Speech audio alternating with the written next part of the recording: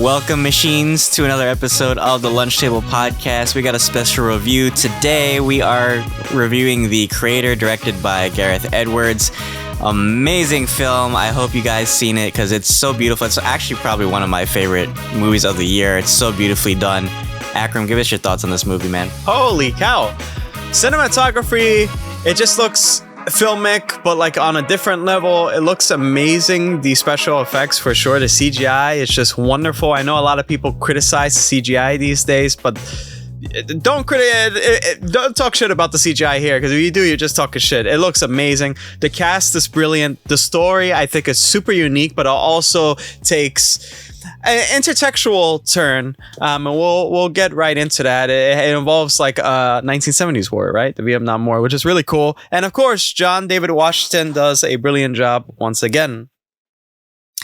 Yeah, it encompasses a lot of themes that we've kind of been covering in similar reviews. I kept thinking back to our Mission Impossible review where we were talking about like AI and how it was kind of villainized in that movie. Mm-hmm. Here, Gareth Edwards takes a different approach.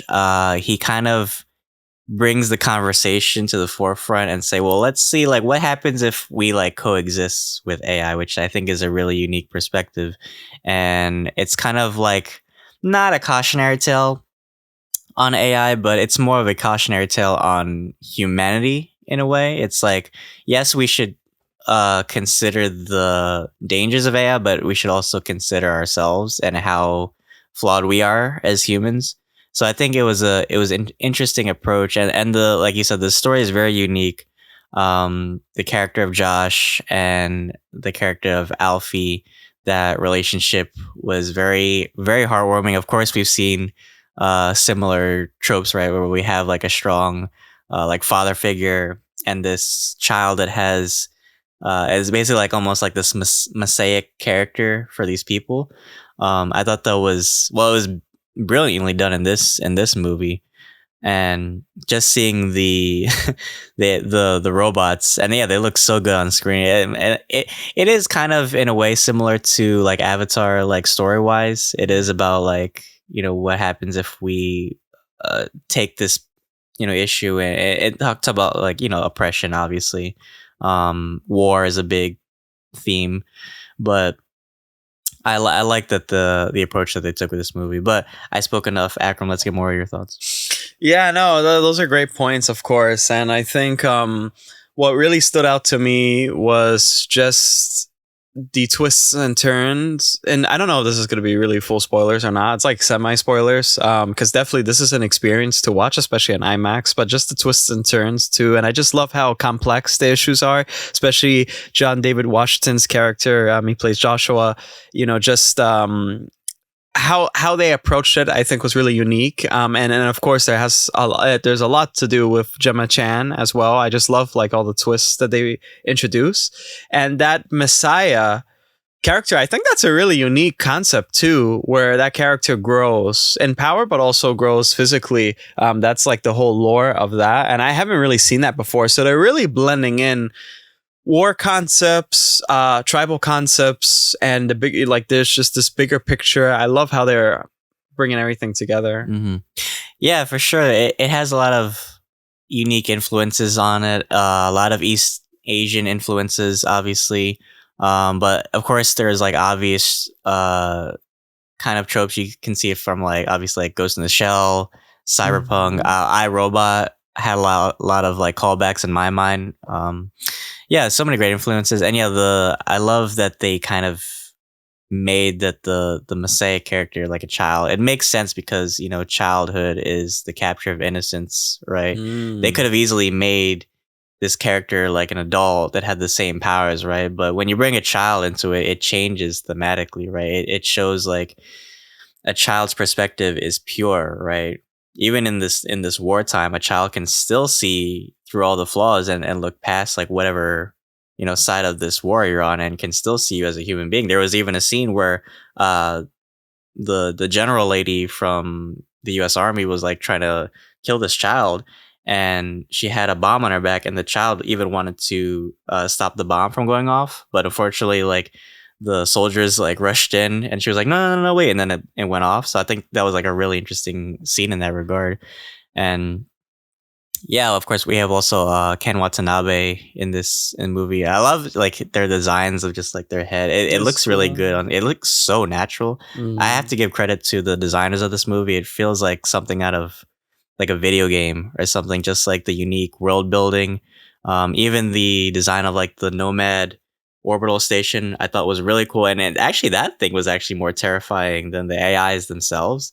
Just seeing that thing, it's like this giant, it's almost like a god in a way. It's like a horror in the sky that you just can't escape from, no matter where, whatever part of the world you're at. It'll find you, and it can send nukes in like an instant. Right? That's just like a scary concept to me. the movie plays with big concepts and big ideas, and it's not really challenging your own ideas or like putting you in a place to do so, but I think it introduces something that we could all take home and think about. And then we could also, again, I talked about the intertextual, not sexual, the intertextual stuff, and especially with past wars in reality. And I just find when you do that, but in this type of sci-fi world, I think it's like chef's kiss. I wonder if he'll try to do anything else with this Mhm. unique concept, you know? Yeah, for sure. I want to get your thoughts because there was a big talk of like AI and humanity and relationships like that. There was a couple of quotes that I pulled out from this movie, which I thought were really interesting. One of them being is you can't beat AI because it's evolution. And then there was another quote that the army lady said. She was like, basically they equated AI to being the new Homo sapiens, like how Homo sapiens kind of like eradicated the Neanderthals. So now it's Mm-hmm. kind of like the AI's turn. I want to get your thoughts on that because I think that's a really interesting idea. This is realistic. This is going to happen to humanity eventually at one point. Like in reality, there's somebody named Michio Kaku, and he's a futurist, and he speaks about humanity. They measure the future through energy levels on the planet, and yeah, the full step is to integrate in, with AI, with technology. The full version, like the real way to travel space, is through light. So eventually we could probably transfer our data. It's kind of complex, but I'm trying to simplify it into machines and then beam it out. That whole thing is really sad too, because it strips away your soul, your inner humanity, your personality. It strips everything, just love, and it's just to survive, just to survive. I think this movie, it plays with this idea through these robots, but as you could see, these robots are really human-like, really lifelike, and it seems like they're not absent of a soul. So in a way, I find what they did, what Gareth Edwards did, was something that's really beautiful. Unfortunately, I just don't think this is a possibility in our reality, but Hmm. you never know. Here's to hope. And Yeah. Well, great points. Yeah, I totally agree. I think it was a great conversation starter. And like I said, I think his perspective of coexisting with AI, of course, it won't be a perfect world, but I mean, as we can already see through history, I mean, whenever we ever really had like a moment of peace where it didn't lead to conflict, right? So AI, I mean, it's still in development. Of course, there are a lot of talks, with government right now about, is this thing safe? What are the potential that it brings, right? But I think this movie brings it down to a humanistic level, which I really enjoy, because it puts AI into the driver's seat of an actual person, right? And I like that. It's like of course we could easily like demonize it, but we could also look at it in a different way as like something that could be like us, right? Like they have these robots called like simulants that are basically like copy paste versions of us, right? And I like that they also had the idea of like selling your face, right? As like an image, right? You could put on like any. I mean, it's a scary concept, like in reality, but as a movie, I think it's just a really unique idea of like putting yourself in somebody else's shoes, right? Or like looking at a mirror, right? yeah, exactly. And I wonder if that's actually the medicine that we need.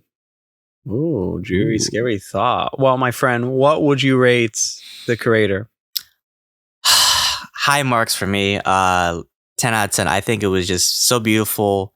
The runtime, you didn't even feel the runtime, to be honest. I think it just had me on the edge of my seat. Every moment clicked by. But even the slow moments were between Josh and Alfie. I think there was just something so wholesome about this. It brings that familial concept to this very larger than life sci-fi war movie, right? Which you kind of have to sprinkle in now and then to bring it down to a relatable level. So high marks for me. Everything I loved about the music, the score, the design of it. I mean, even just down to like the chapter markers of the movie, it just made it feel like it was actual story as opposed to a movie. Beautiful movie altogether. How about you? Absolutely, and I think this is a masterclass in showing that you can take references from reality and different films and apply it to your own with a unique idea, and it definitely serves as a backbone, I think, and that's something that a lot of new filmmakers can draw from, because in a way it's actually really interesting, because this is actually what new filmmakers do in a way. So that's why I think this movie, playing with these ideas and then plus these concepts and stuff that they introduce, it does feel really refreshing. It feels really new, and I think that's what Hollywood is lacking. And we had the strikes, and now we have the video game strikes, and I don't know, this kind of gives me a glimmer of hope of what's to come in 2024. And with that, though, we're ending this video. So thank you everybody for sticking around. This movie is now playing in theaters. Did we mention that? Go check it out. And also drop a like before AI takes over your brain. All right. But my friend Dylan, why don't you take us away? Well, thank you guys so much. If you enjoyed this video, of course, leave a like. Let us know what you thought of the movie as well. Leave a comment down below. Sub to the channel if you really enjoyed this content. We do plenty of reviews, similar movies, and similar topics as well. But we love you so much. But until then, thank you for having lunch with us. See you guys.